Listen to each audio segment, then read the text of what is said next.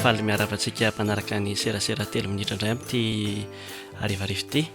Zavatra anankitelo no lasaiko anatin'izay 3 minitra izay a, zavatra tsotsotra tsy dia hoe mafesatra be loatra. Voalohany indrindra aloha dia tia toetra raha any France ity mikasika ny fifidianana filoham-pirenena, izany hoe momba ny candidat indrindra ka hitantsika ny zavatra miseho raha ohatra tsika ka manaraka vaovao momba ny François Fillon izay manomboka sahirakirana amin'izao. Ny antony dia satria nisy gazety Le Canard Enchaîné izay niteny ohatran'izay fotsiny hoe misy jereo fa mety misy resaka tsy mazava momba ny vadiny amin'ny resaka asa ataon'ny vadiny, dia tonga tena nanaovan'zareo ankety dia eo an-dalana ny ankety hatramin'izao fa manomboka mivoaka tsikelikely daholo amin'izay ny olana isan-karazany. Anisan'izany ohatra ny hoe ny vadiny ny asa atao aminazy kanefa ny ohatra ny hoe tsy miasa akory, tsy ilay hoe izy mankarama vadiny izany no olana satria azo atao izany any amin-jareo, fa ny olana dia ilay hoe tsy hita trasy hoe aiza marina ny asa marina ve ilay vadiny nandritra n'izay fotoana izay, kanefa ny naninana volam-bahoaka hatrany amin'ny 500,000 € izany nandritra ny 7 taona mifanesy.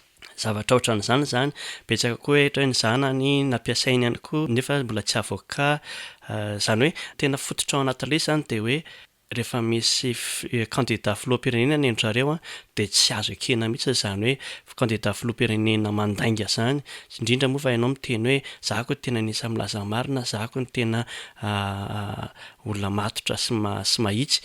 Izay izany anisan'ny olan'ny François Fillon ary tena rariny ihany ny endry-zareo raha ohatra ka manao an'izany izy satria io no mety ho filoha rehefa avy eo ka raha ohatra izany ka vao candidat ianao dia efa tsy mahitsy dia mila sakanana. Fa ny any Madagasikara ny antsika tsy mba ohatran'izay, izay ilay zavatra anankiray faharoa.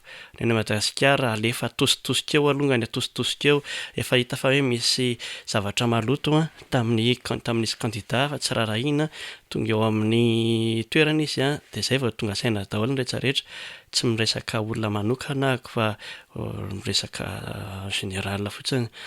Fa ny zavatra fahatelo dia resaka kely fotsiny feno 20 taona ny adresy emailako voalohany indrindra izay mbola miasa hatramin'izao dia tsy inona izany fa ny adresiko tamin'ny Yahoo. Ny Yahoo izany tamin'izany fotoana izany no tena nalaza natao tamin'ny Yahoo daholo ny rehetrarehetra, ohatran'ny hoe Google, nisy recherche, nisy hébergement, nisy ny rehetrarehetra mihitsy. Midiko izany fa efa zokonjokony ihany amin'itony resaka digitale itony satria tamin'izany mbola tsy nisy Facebook. 2 taona sa herintaona taorian'izay nanomboako ny serasera tamin'ny 99 nanomboana nanangana ny serasera dia hatramin'izao izany izy mbola ao dia misy an'ity serasera 3 minitra itony mbola zanany daholo. Izay ihany ny resaka androany fa dia mametraka amin'ny velony mahafinaritra ao anareo. Aza adino ny manindry ny sabone raha ohatra ka mbola tsy ny sabone ianao fa mampazoto anahako mahita hoe misy manaraka, misy mijery, natao hoe mody mijery fotsiny raha dia tsy maninona. Veloma daholo tompoko, misaotra betsaka.